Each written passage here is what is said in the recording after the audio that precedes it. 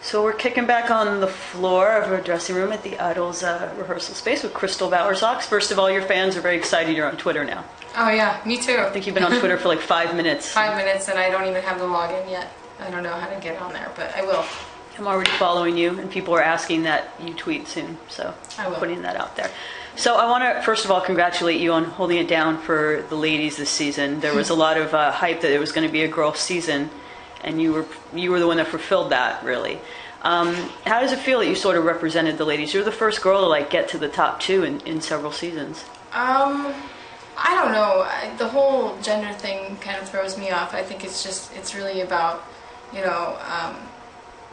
the strongest survive and make it to the end. It's like the evolution of American Idol. So whether it was a girl or a guy, you can't really predict that kind of thing. It's really about whichever of the contestants are the best and make it to the end.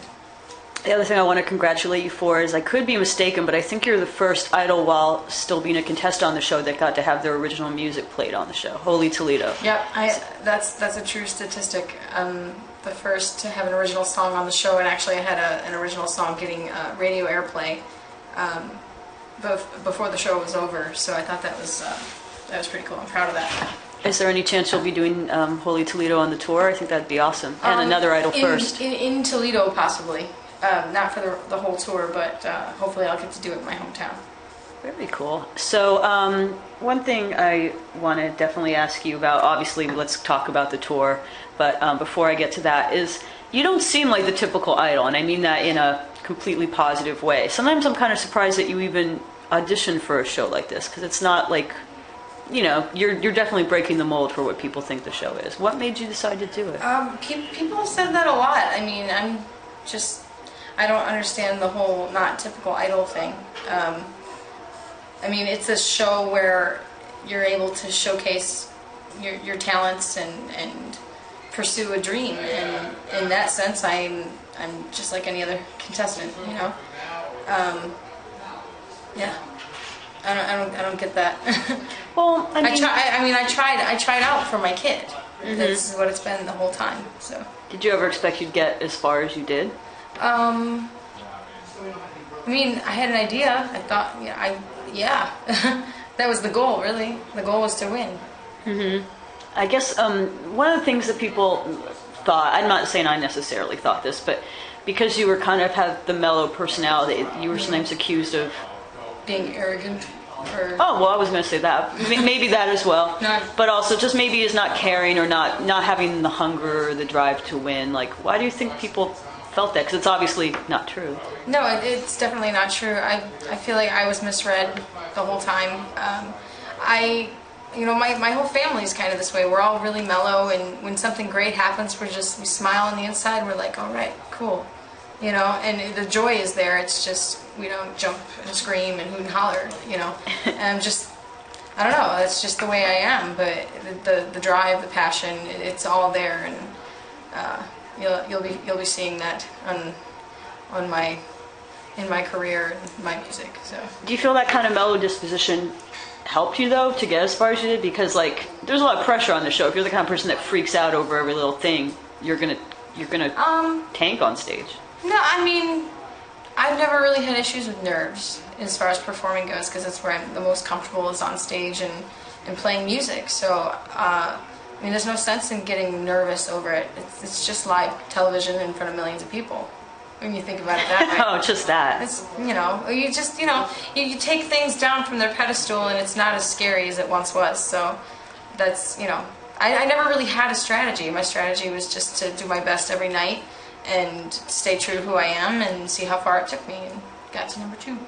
You were kind of a front runner from the beginning in terms of both the judges' praise and also, just the way you got a lot more media attention than maybe some of the others. Did that surprise you? And also did it surprise you that you didn't win, given that sort of momentum you had?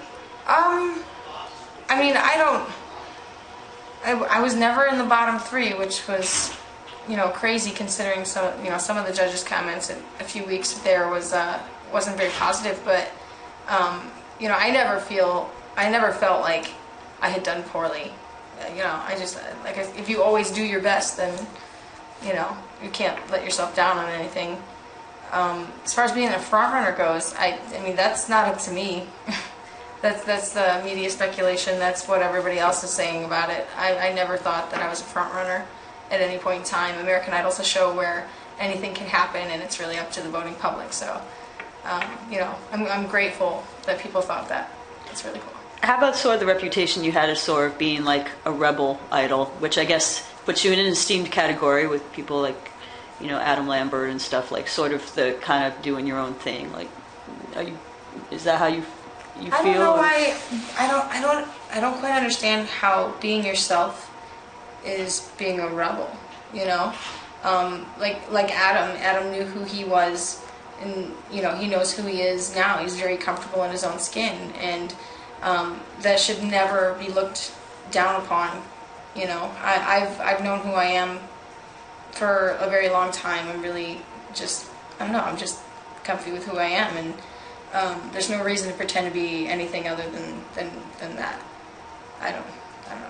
Yeah, that's a good answer. I actually saw, saying that you've always known who you are, I saw some video of you playing when you were like 13 years old, and you seem wise beyond your years in that. Like, when did you first get into playing music and knowing this is what you were going to do? I started singing when I was like 5 or 6.